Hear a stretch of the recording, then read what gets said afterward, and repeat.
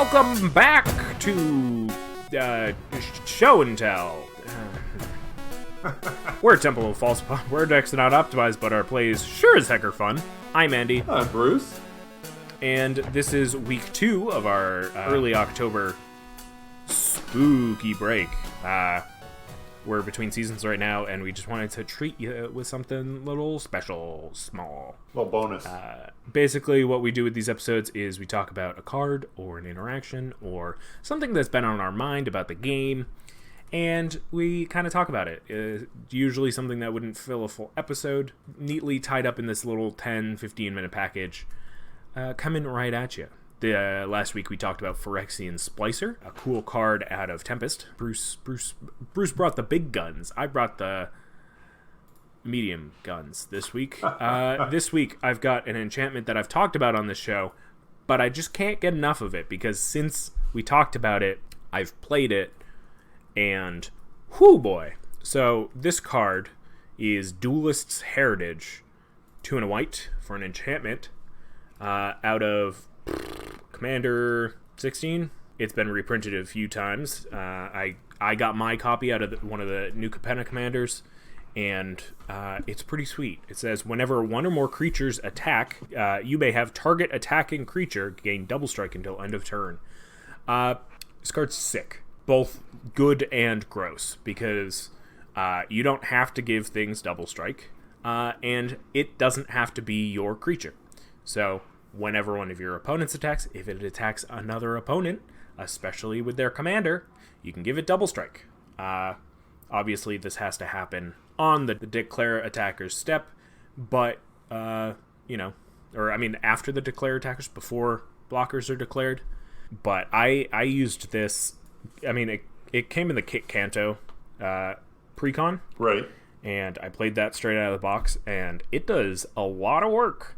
The deck generally wants your opponents to attack other opponents, so when it does that, when they follow your orders of doing that, right, you can give their stuff double strike. And then obviously you have that information for you, so when you attack your opponents, you can give one of them double strike. I wish this did happen for more than just one creature, but right, it's pretty sweet for a 3 mana enchantment. It's hard to justify getting rid of it with enchantment removal, unless you've got mass enchantment removal. But this thing is pretty sweet, if I do say so myself. Especially if you combine it with things that give trample, things with vigilance, that type of thing. It's fantastic. Trample, Vig, lifelink, anything that takes a bonus. Any card that says whenever a creature deals combat damage, because there's 2 different instances now with double strike. There's so many options that where this can help. Yeah. I was thinking about that with your card, with Phyrexian Splicer. Yeah.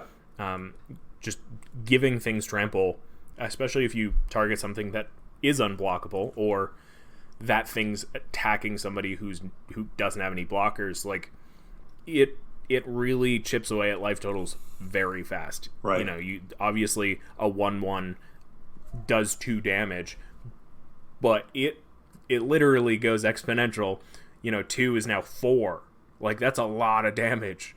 And it's in Commander, you easily find 4/4s, 5/5s. That's 8-10 damage, like that. And it's fantastic because you probably have an understanding of how the defending player is going to block anyway. So you kind of use it to kind of even out your attacking creatures, or put it on the thing that you definitely don't want to die. Right. It's also interesting, like, if you get a situation where somebody has a dominant creature, that 10/10, you're probably not already going to give that creature double strike. That player's already way out in the lead. But when you've got an opponent who has a 6/6, a little bit of discussion, and pretty soon that 6/6 now has double strike, and you can swing at that opponent because you're going to kill that 10/10. Now, is that player going to block and give up their 10/10? Or are they going to let it through and take 12? Because if they block, they're going to kill the 6/6. Because they're going to get to that second round of damage. So it creates all sorts of interesting little scenarios where, it's not always just a case of picking the biggest creature. It's not always going to be your biggest creature and nobody else gets a benefit. It's not always going to be, the person I'm trying to work with, I'm going to give their biggest creature double strike. So, right. I love this as an option. And because it also says whenever one or more creatures attack, so you can't give double strike until they're already attacking. So if your opponent doesn't believe you or thinks that you're going to renege, they're not going to find out until they've declared the attacker. Now, I'm not one of those players. If I say I'm going to do it, I'm not going to leave you hanging and be like, ha ha, because you're never going to get anybody to do anything ever again. But it's there. That is something to be aware of with some groups. So yeah, it's definitely one of those cards that like it really starts to shine when you do start to like lose creatures. It survives board wipes, right. And once you start building your board back up, like it's there helping you out, giving things double strike, even as 1/1s is great, especially if you have deals damage triggers. But I mean, like you were saying with the 10/10, like you could be like, hey, if you let this through and take the 12, if you attack somebody else with that 10/10, maybe I'll give it double strike. I mean, and then that's up to them to either kill your thing or not. But there's always this. It's so typical of white nowadays to be so politicky, I guess, and it's fantastic because of all these things that we've been talking about, which is that it doesn't say your creature. It is during a very specific part of the turn. This does not do well with Audric, which is unfortunate, but it doesn't need to. Giving a single thing double strike could mean that thing survives or doesn't. Using it on other people's creatures is just kind of fun to like because if somebody comes at you with say I have this card and player 3 attacks you with a 7/7 with trample. Mm-hmm. Now I could then just give it double strike and not say anything, and then it puts you in the position of figuring out, all right, who do I blame more for this damage? Do I blame the person with the 7/7 trample who attacked me, or the person who gave that 7/7 double strike? I mean, of course it's the person with the 7/7. Right, exactly. They attacked you. They attacked, and so they knew that you could give it double strike. They were probably expecting that you would. Yeah. So like the downside is still there.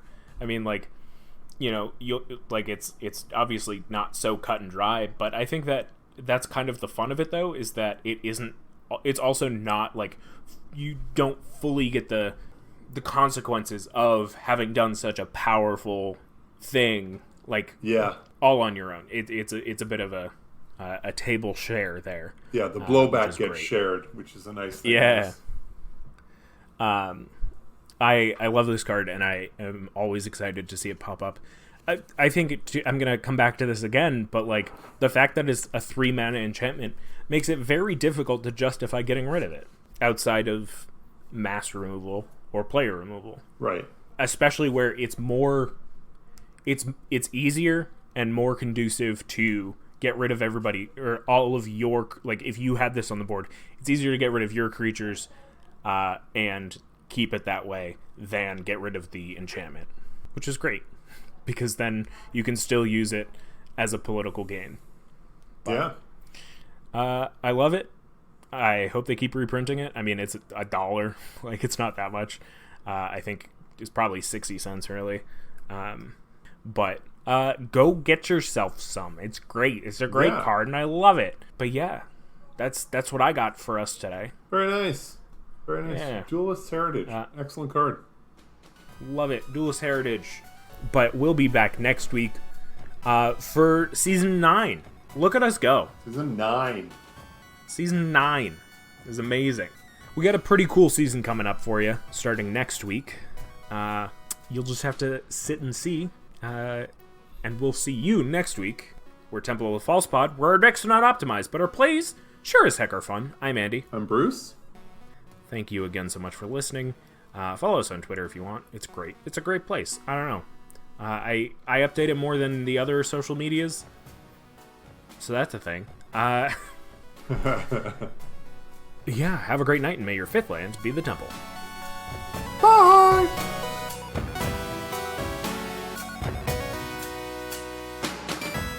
Wait, before you go, I just wanted to say thank you for listening. You can reach out to us via email at falsepodmtg@gmail.com or on Twitter @falsepodmtg. Bruce is @manaburned, and I'm @AndyWeekend, though you'll definitely notice I use the podcast Twitter far more often. Now that we've got you here, make sure you subscribe, like, rate us on whatever podcast platform you use. It helps us out. It gets us more reach. Subscribe to us on our YouTube channel. Like a video there. Leave some comments for more casual enjoyment. Thank you so much for listening. We'll be back with some more timeless discussions about all things casual. So come hang out, and may your fifth land be the temple. Bye-bye. Should I do my best, Bruce? Bye!